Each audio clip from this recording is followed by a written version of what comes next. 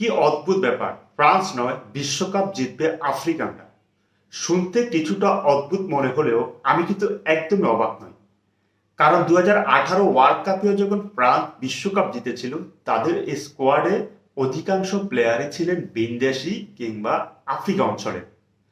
8 বছর পর যখন আরেকটি বিশ্বকাপ এলো, এবারও দিদিয়ের দেশমের কোচ দিদিয়ের দেশমের স্কোয়াডে অনেক প্লেয়ার রয়েছেন যারা আসলে আফ্রিকান। বিশেষ করে আমি যদি তাদের একাদশের কথা বলি, একাদশে নিশ্চিত থাকেন তাদের 9-10 জন প্লেয়ারই থাকবেন আফ্রিকা বংশোদ্ভূত, যাদের অরিজিন হেরিটেজ আফ্রিকান।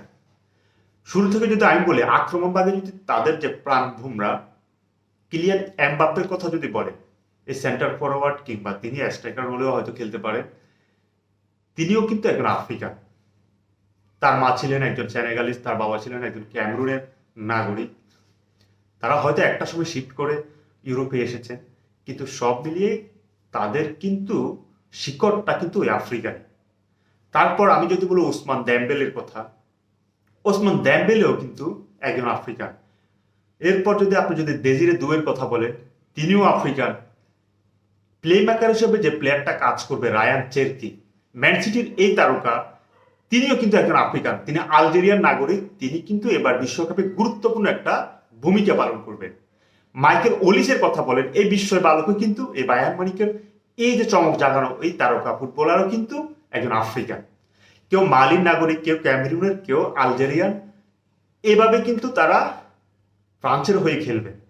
এরপর যদি আমরা তাদের মিডফিল্ডের কথা বলি, আবার আরো একজন আক্রমণ ভাগে আরো একজন প্লেয়ার রয়েছেন বারকোলা, তিনিও কিন্তু আসলে একজন আফ্রিকান।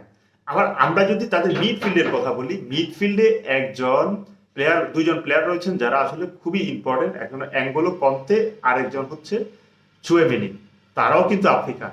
আর যদি আপনি ডিফেন্সের কথা বলেন, ডিফেন্সে 4 জন তারকা রয়েছে। তাদের এর মধ্যে একজন হচ্ছেন যে আমরা জুলেস কুন্দে, যিনি রাইট ফুলব্যাক হিসেবে খেলবেন, রাইট উইংয়ে খেলবেন।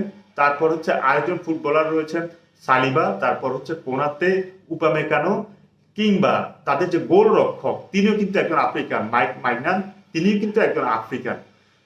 তাদের এই একাদশে এই প্লেয়াররাই খেলবেন। এরা সবগুলোই কিন্তু একজন আফ্রিকান, একজন আফ্রিকান বংশোদ্ভূত। এরা চাইলেও অন্য দেশের হয়েও খেলতে পারতেন, কিন্তু তারা ফরাসিদের হয়ে খেলছেন, কারণ এখানে অনেক সুযোগ সুবিধা রয়েছে। তারা ইউরোপে খেলে থাকেন, কিন্তু আসলে তারা ইউরোপ থেকে আফ্রিকাতে কিভাবে এখানে পাড়ি জমালেন এটা হয়তো অনেকেই জানেন। কারণ হচ্ছে আফ্রিকা আসলে অত উন্নত মহাবিশ্ব ছিল না, উন্নত মহাদেশ ছিল না, যেখানে আসলে একটা সময় ইউরোপিয়ান যে পরাশক্তিরা ছিল তাদেরকে উপনিবেশ হিসেবে ব্যবহার করতো ওই দেশগুলোকে। পরবর্তী তারা আসলে আর্থিক অভাব অনটনের কারণেই কিন্তু তারা ইউরোপে পাড়ি জমিয়েছেন, অভিবাসী হয়েছেন।